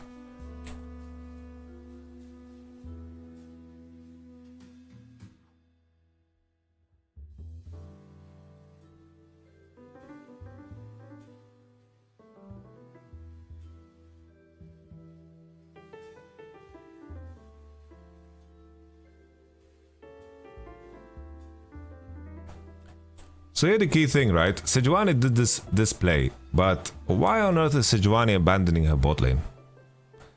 It's like they are taking a lot of chip damage, and I think it was a mistake that Kazi is playing Cull and Potion. I think that's crazy. Sejuani should be on golems and now securing her bot. She cannot let her bot lane get dove. This is not allowed. You need to save your bot lane here. I think FNATIC could have played it better. I think that if Razork like Q flashes Kazi into Trimby Q and then W, and then Kazi will cleanse and flash, and they reset the aggro with, of course, Maokai W, I think they can just kill for free. But this is also a decent outcome because Hilly and Aphelios, it's like Yuumi and Aphelios burnt all summoners in the world. And they are pushing the enemy bot lane out. This is already a very, very big swing. Super good. I think this shouldn't be in the game. So basically what you can do with Nico apparently is that you just W and then emote, and then the Nico will just run away for, like, it will just stay alive for 8 seconds. I thought you could only do this with recall because the recall animation is 8 seconds. But instead we have the situation where she can emote and move. I don't think this should be in the game at all. I love the fact that we're discovering more and more ways Nico is broken. So that's cool, I guess, because we definitely need that. Humanoid checking the Raptor camps, which is obviously a mistake. He loses flash, not so good. Here we have this moment in time where Chasey is trading hard with Oscarini. I wish they showed this completely. But Chasey's flash is not good enough because he flashes into the queue, and Oscarini gets a very, very good solo kill, because this solo kill is so massive on so many levels, because he burns his flash, the wave is freezing, and Oscarini is gonna base with more gold. Right now, Jace's game is done. Jace's game is completely fucking done. And I think initially, right, if I look at the context of this game, Oscarini getting this solo kill is massive because Jace will have such a hard time being useful. I think there were moments in this game where Oscarini could have completely put him in the dumpster though, right? And I think that matters, right? In terms of my evaluation of such a game, it was a crucial mistake that you can't do when you're playing Jace. Oscarini punished well, but there were definitely ways where he could have pushed the lead way more. Yeah, I don't see how this is okay, guys. This fucking emoting thing. But at least Niski will bite the dust for it later.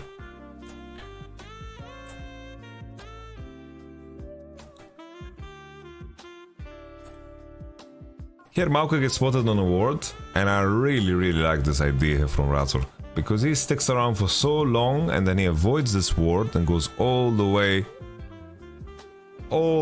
around, and the enemy team is pushing out with no cleanse, no summoners, and he of course has flash, and he knows it's going to be a free kill. I don't know if it's bug. Apparently the designer said that it was intentional, that she just put it in for the gag, but it's so game breaking, and that's a kill.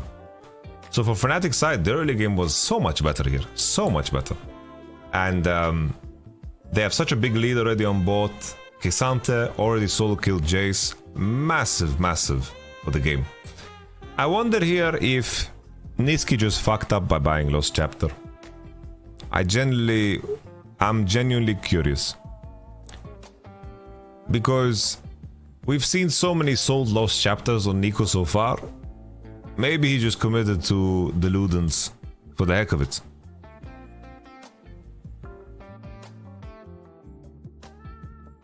No, obviously the W and the E to do it on trades is really good. It's like, it's just a fucking other element that is there. He was always so spotting river every time with the WE. It's really like W and emote.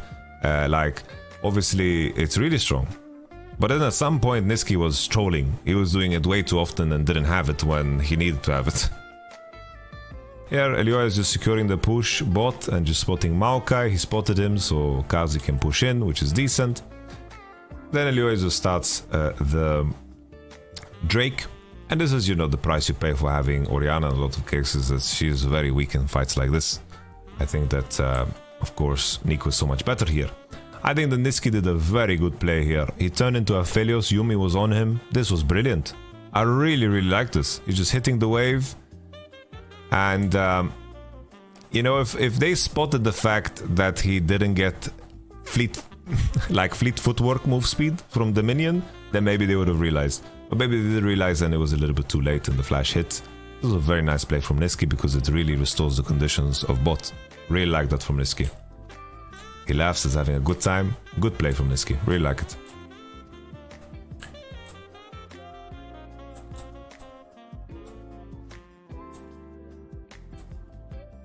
Here I was surprised that Elioya didn't really look for a QR here on Humanoid.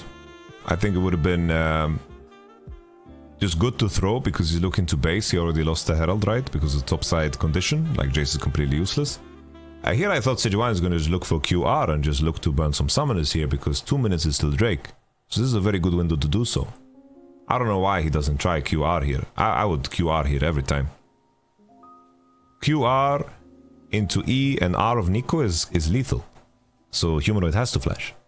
I think you do it every time just to burn a summoner.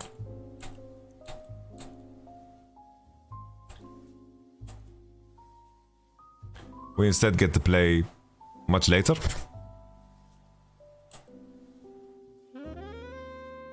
And Elioya needs to flash out.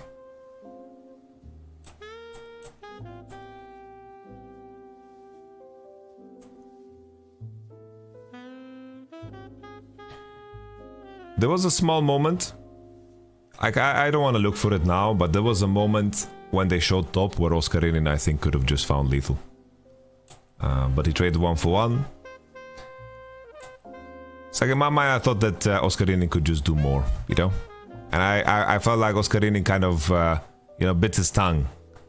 Because I think that he realized himself that he could do more. That's why like I'm changing my position on Oscarinin to a player with great potential, you know?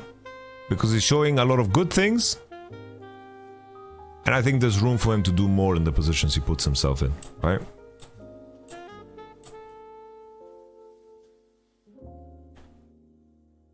Now we have the situation where Humanoid of course burns his flash on the Sejuani ult. And now the second Sejuani ult is coming and these are the windows you need to pressure, right? The vision that the clone bug gives is disgusting. I agree. I agree. And now we have the lethal that we talked about. And for some reason Razork... I don't know why Razork is looking for this. I don't know why he's making the situation worse. I think maybe in a world where he gets his Q off, maybe he can find lethal. Like here he's flash Wing, like maybe if he just insta Qs instead of autoing, he can give kill. Like maybe he can get kill. Okay, he just autos. But instead it's just a disaster situation.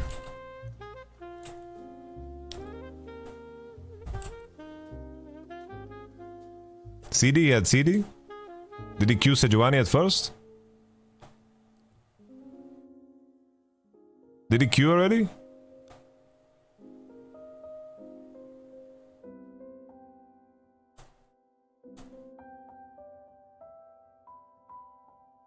Oh, he did Q already. Okay, okay. Well then it's just not the greatest. Okay, okay.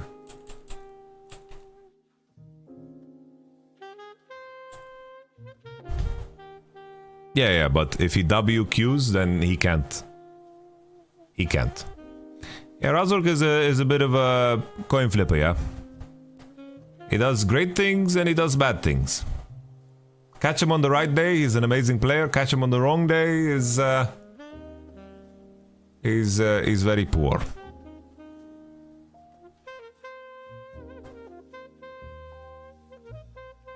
Like, for example, this game, right? The gang bot was very nice. He stayed and he sacrificed tempo. The bot gang was really good. I think how he played around bot was also super good, right?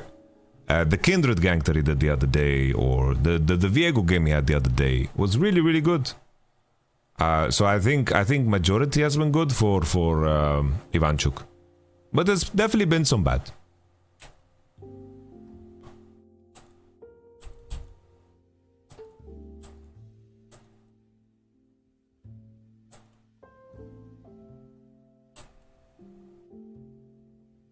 It's definitely easier to play good with better players. I'll say that much.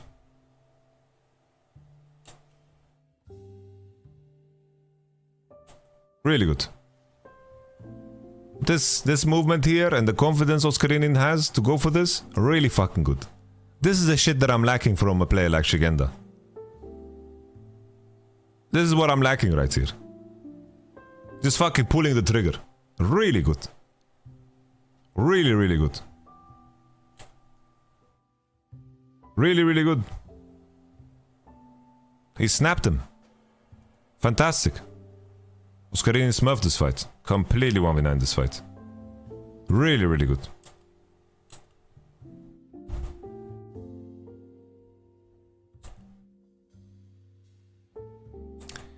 And now we're going to have the sequence that really cements this game as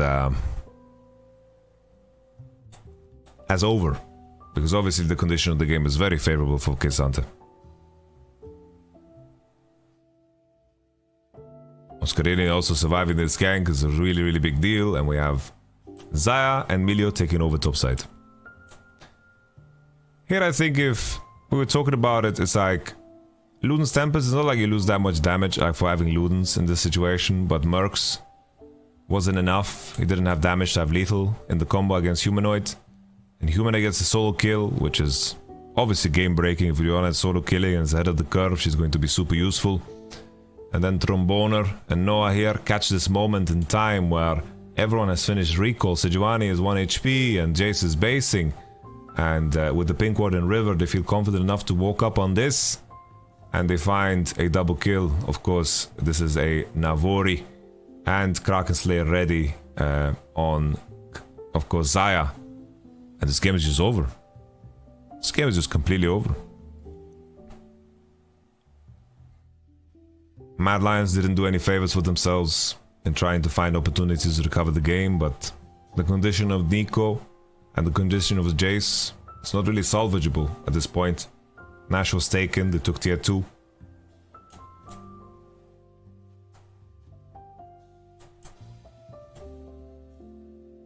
We look at some of the later fights.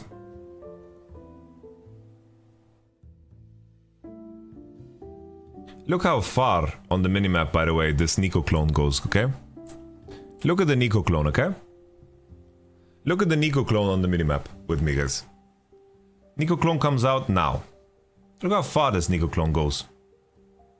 Look how far it goes. Look how far it went. How crazy is that? Mental. Absolutely mental. Borpa spin. Mad Lions, I don't know what the fuck they were looking for here, because look at the Phyllis Yumi position. Like, they just pushed out top and then they're looking for this play here. I don't know what they are thinking. Like, Aphelios Yumi want to base and they just look for this fight here. I think this is just FFing, you know? Yeah, Nico is very good against Maokai. She can just clear all the saplings in the world. And the game is just finished. I'm excited for this FNATIC team because I feel like they're reaching their ceiling way faster than I thought. I think Oscarinin is showing great potential, which is super exciting. And Noah Trimby Humanoid was already a trio that I was very sold on. And I think in a world where everyone's performing around him, I think Razo's gonna have an easy time also performing. So FNATIC is super, super exciting.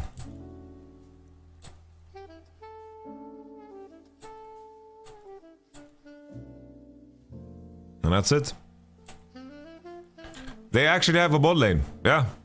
FNATIC has a bot lane. Let's do some quick predictions, guys. You forgot to give gold stars for the games. That's true. Gold star for this one, I have to say I would like to give it out to Oscarini. I think Oscarini, he could have put Jace deeper into the dumpster, but he put him in the dumpster enough for it to be very impactful in the game. And also the only Drake fight that was close to decisive was, of course, you know, the fucking Aphelios snack that he did. And then after the solo kill of Orianna and so forth, really solid. I think Orianna played a solid game. Xayah Emilio played a beautiful game. I think Maokai maybe could have done some things better, but all in all, I think FNATIC as a whole played super beautifully. G2 game, I think Hansama deserves a gold star. Team Heretics versus Koi game, I think probably... I don't know, I think probably Malrang. Malrang deserves a little gold star. He got the gank on mid was so beautiful, you know? Astralis game, I probably would just give it to Finn. I think Finn was really fucking solid this game. I think Finn had a really good Gragas game. And then XL versus BDS, I honestly want to give it to Peach. Peach was fucking really good. Let's look at the LoL Esports schedule. Let's look at the schedule, guys. We have Team BDS versus Team Heretics. So... honestly, that's a tough one, but I think Team BDS is going to win. I don't know what Adam is going through. Like, Adam apparently has a wisdom tooth being pulled out, so it makes it a little bit skewed, but I think Team BDS is going to take this one. Mad Lions versus XL. I think Mad Lions is going to take that one. I think XL, they have revealed their hand, and I think the teams are going to start attacking that hand. And we'll see how XL develops from there. But good glow up on the last 2 days. Really, really good shaking. G2 versus Astralis. I think G2 is going to win. Like G2 played bad today, and also G2 did some good things, and SK threw really fucking hard. But G2 definitely tried something different, and that's perfectly okay. I don't think BO1s.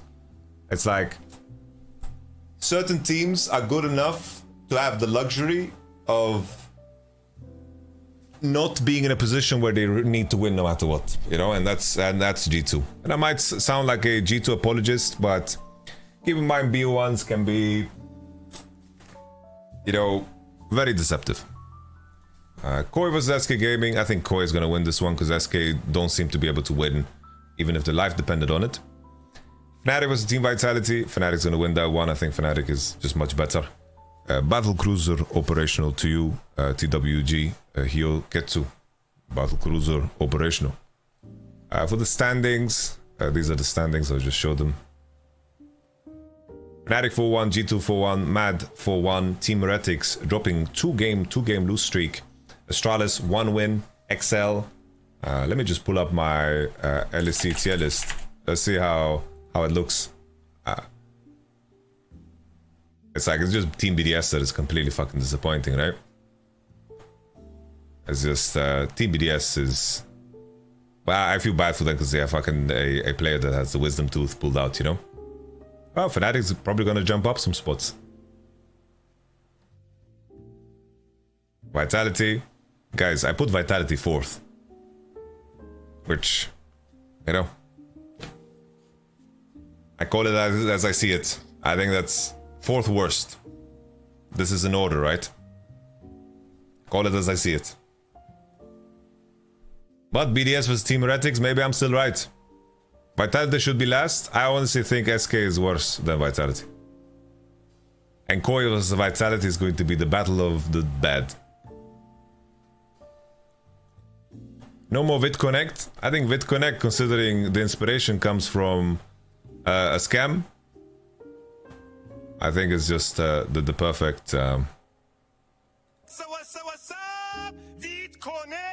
the perfect thing. Ladies and gentlemen, thank you so much for watching. This was a long one. I'll catch you guys on the flippity flop. Thank you.